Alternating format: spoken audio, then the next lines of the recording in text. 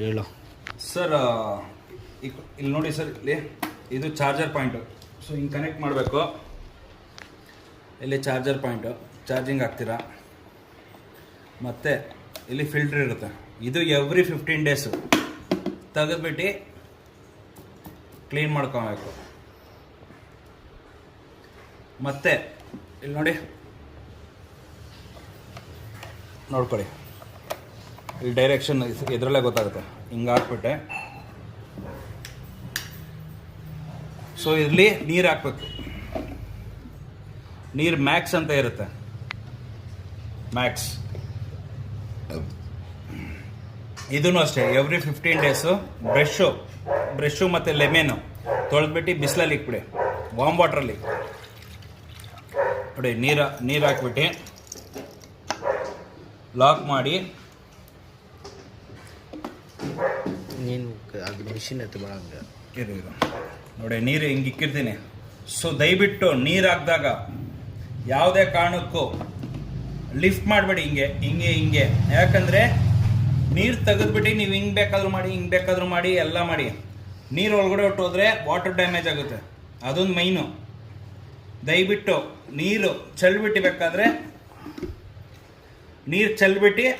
ಬೇಕಾದರೆ ಮಿಷಿನು ನೀವು ಹೆಂಗೆ ಬೇಕಾದರೂ ಹ್ಯಾಂಡಲ್ ಮಾಡ್ಕೊಡಿ. ಇವಾಗ ಹಿಂಗೆ ಹಾಕ್ತಾಯಿದ್ದೀನಿ.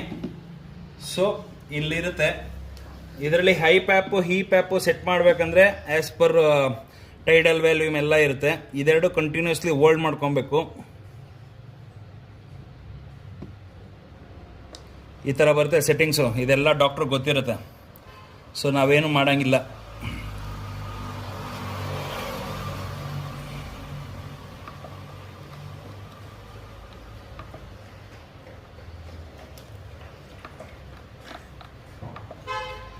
ಆಮೇಲೆ ಇದು ಒಂದ್ಸತಿನೇ ಬಟನು.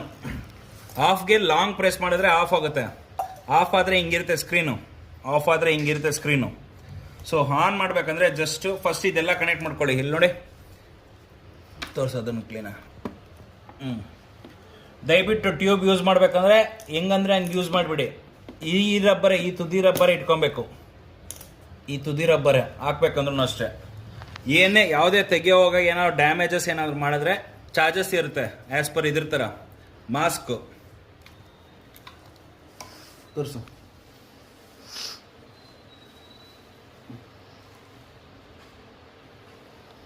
ಇನ್ನೊಂದು ಹೇಳೋದು ಮರ್ತ್ಬಿಟ್ಟೆ.